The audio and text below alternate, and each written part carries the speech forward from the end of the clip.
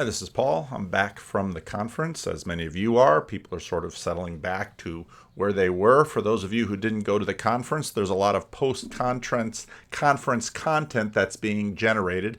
Most of you could see that this morning I've started putting out the recordings from the conference. I'll continue to do that over the next couple of weeks. I'm just going to post them in succession. I've shared them with Jonathan Peugeot and John Vervaeke, and they can put them out on their channels in whatever way they see fit. I've got a funeral tomorrow, a pretty important funeral in our church, a dear sister who's predated me here at the church by many years. And she buried two husbands along the way. I married her to her second husband. I did a little bit of eulogizing of her on Twitter today. And I started posting some of the content on Twitter and on YouTube as well. I'll be live on. There's on the Grim Grizz channel and on the Randos United channel. Almost 4 hours of post-Chino conversation from many of the people who were there, getting together, sharing notes, talking about its significance. Really, really good conversation. Didn't get a chance to listen to all of it so far, but what I heard I thought was really good. Also, Chad has put out a Substack with his reflections from the conference. Richard actually grabbed a piece of that. There was somebody had a suitcase on the way back that said emotional baggage. I did a conversation with Thaddeus Russell on his unregistered, and that just came out now. I guess he was waiting for his channel to get back onto YouTube. Let me see if I can find. Yeah, Chad. Actually, Richard sort of put this together from Chad's Substack that he wrote. If this is the new Silk Road, we are all its workers. This is what I took away from the conference. This is what Paul and this little corner is trying to do. We acknowledge that we all have our own houses, our own buildings, our own homes, but we want to be the ones maintaining the road connecting those places, making sure they're hospitable, making sure the rest stops and the campgrounds along those roads are places of fruitful and meaningful discussion between Sikhs, Protestants, Orthodox, Catholics, atheists, non-theists, theists without tradition, etc. And hopefully, if we maintain these roads, we might be sufficiently connected to face what's to come together. So I thought that was really excellent. Sort of Richard took some of Chad's things and edited them together. Justin had a few reflections. So yeah, there's some of that going on. In preparing for the funeral I have to do tomorrow, I had to open up my funeral archives, and I had all of the funerals that I've done over the last 25 years, at least that I have a record of. And I bumped into my father's the eulogies that my father wrote for his father and his mother. So that's my grandfather, and it's on the same psalm that I'm doing the funeral with tomorrow, Psalm 116. And there was a dream. Now, at the Chino conference, some of you, the first night dinner out, Chad and Grizz and Michael and a few others around the table got me talking about dreams. The dream that was told to me when I was in the UK that you can find on the Europe debrief. And then I noticed that I didn't remember this from my grandfather's funeral, but I found this, and so I thought I would read it. I thought you might enjoy it. This is the memorial service for Father Hiram Vanderclay, Psalm 116, verse 15.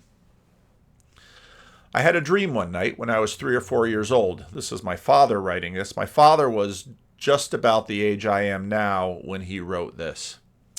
I had a dream one night when I was 3 or 4 years old. I dreamed that the end of the world had come. It was the last day, and God had arrived to stop the earth. But first he stopped in to see my folks. I love that. Little 3 or 4-year-old boy, and God's going to stop the world, but first visit Hiram and Grace in Wisconsin just to chat it over with them, sort of like stopping by Abraham before he's about to smoke Sodom and Gomorrah. But first he stopped in to see my folks. In my dream, I came downstairs for breakfast, and there was God, next to the old black cook stove in the kitchen of our country parsonage 2.5 miles outside of Vesper, Wisconsin, talking with my mom and my dad. God was like a big man, bigger than my father. He had a deep voice. He commanded respect, absolutely, because he was God. But he was also very cordial, and he laughed a lot. It was a very happy morning. It was the kind of dream from which you would just as soon not have to wake up. As I look back on this childish dream, now 52 or 53 years later, it strikes me that it speaks powerfully to the early impact my parents had on me. They were godly people, and it seemed entirely appropriate to me that before God would do anything as radical as bringing in the consummation, he would stop in to see them and have a chat. My world was small but rich.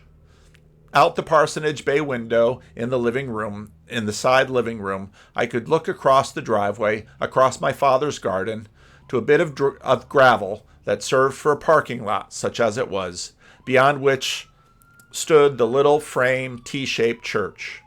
It was stretched only when I saw in the back seat of the 29 Chevy and rode along with my dad on pastoral calls, where I might play on the floor with a toy car and listen in on the long, caring conversations with sometimes hurting people, or go along to the Wisconsin Rapids Hospital and hear the prayer offered for a sick member. I know now that these early impressions of living, serving, pastoring were used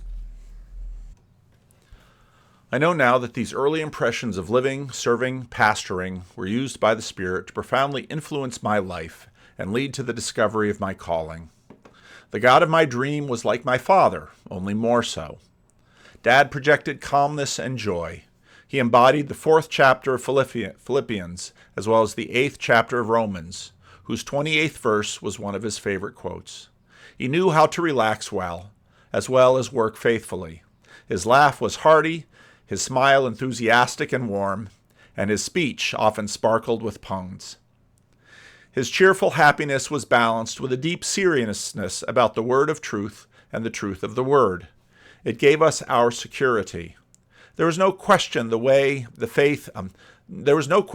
way of faith was the only way to live. His preaching and his living both nurtured my brother and sister and I in the ways of God.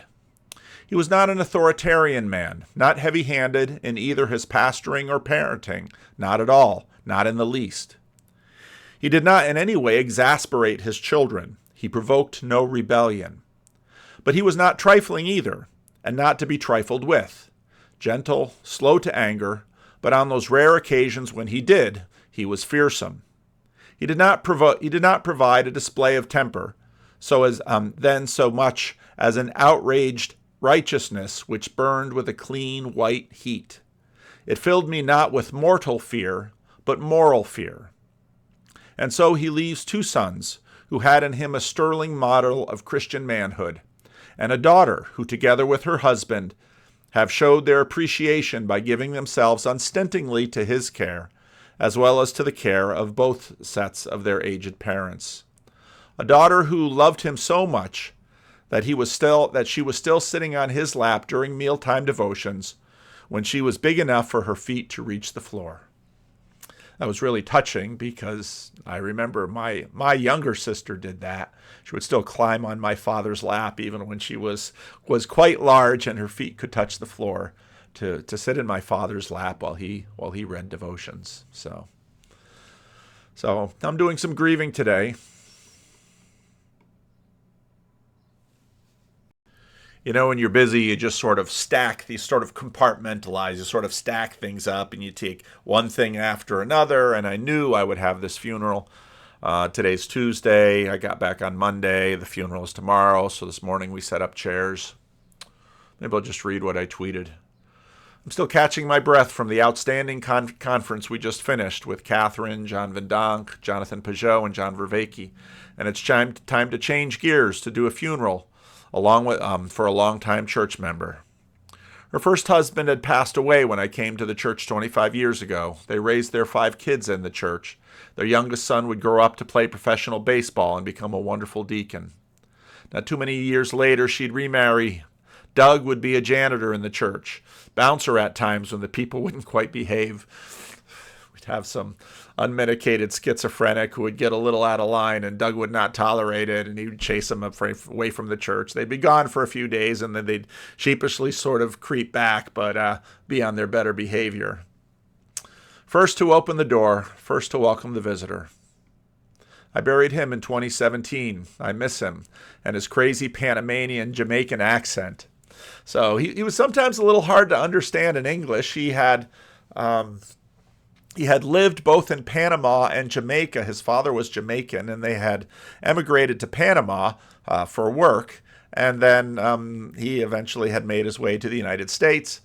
And his English was sort of this Panamanian Spanish accent, Panamanian Jamaican accent. So sometimes I figured, well, maybe if I'd speak Spanish with him, it'd be a little clearer. But his Spanish had the weird accent too, and it was just as bad. So mostly we spoke English. And tomorrow I will bury the matriarch.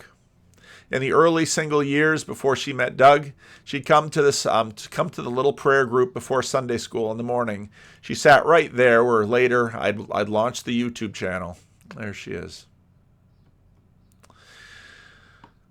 We moved tables and chairs this morning to get ready. She's got a big family, and I finally did get a bit of a chance to grieve. Here she is with, some of you know Nina. Oh, she'd be pissed if she knew I put her on the channel.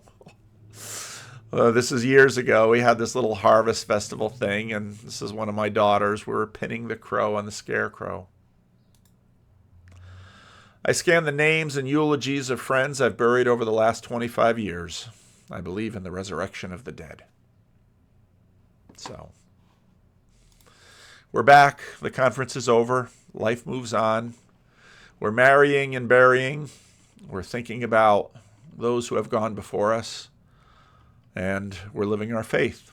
So I hope you enjoy the Chino conference videos. And leave a comment.